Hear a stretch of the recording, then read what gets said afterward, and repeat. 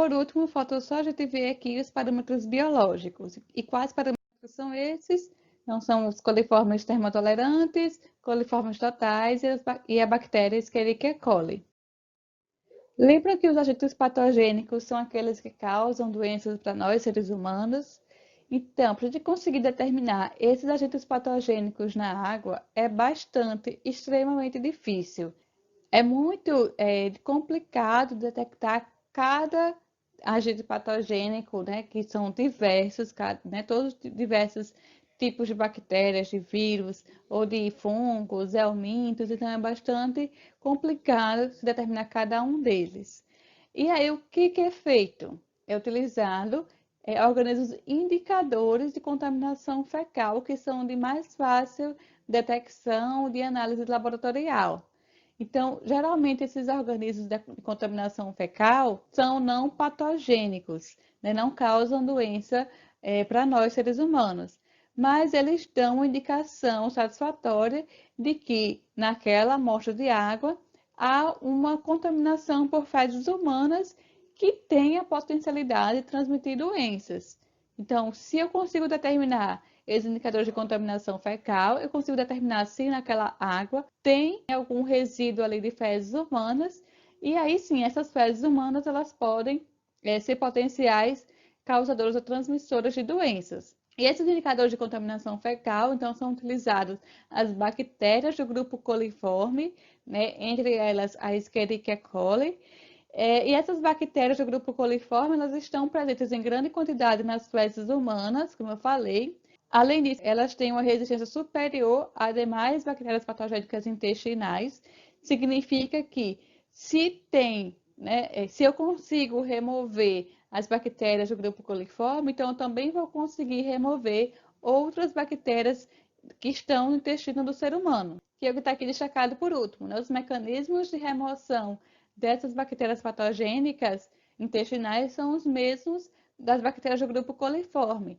Então, eu tenho ali mesmo modo de remoção, e se eu consigo remover as bactérias do grupo coliforme, eu estou também removendo as bactérias de outros grupos por serem menos resistentes do que essa do grupo coliforme.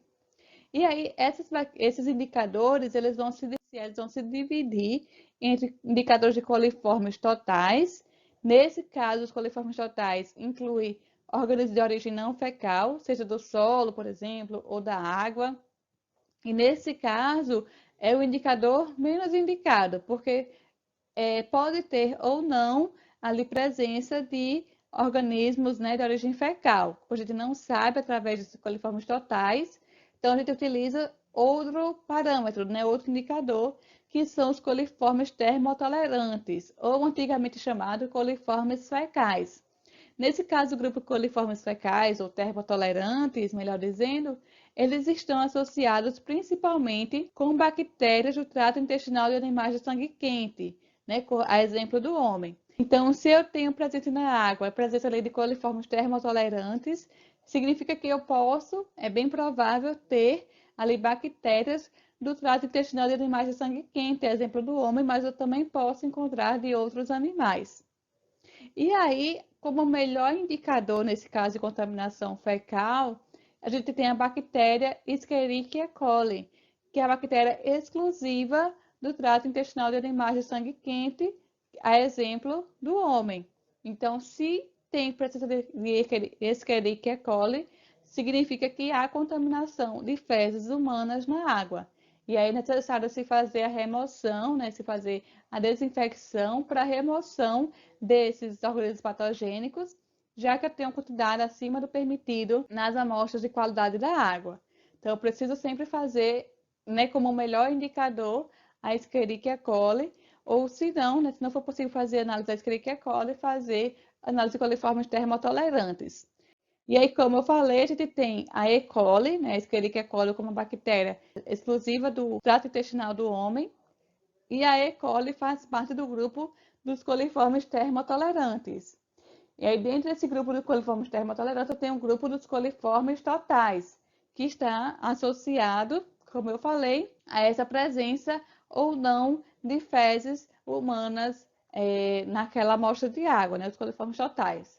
E já a E. coli relembrando, está ali exclusiva, um indicador exclusivo e direto de que há contaminação por fezes humanas na amostra de água.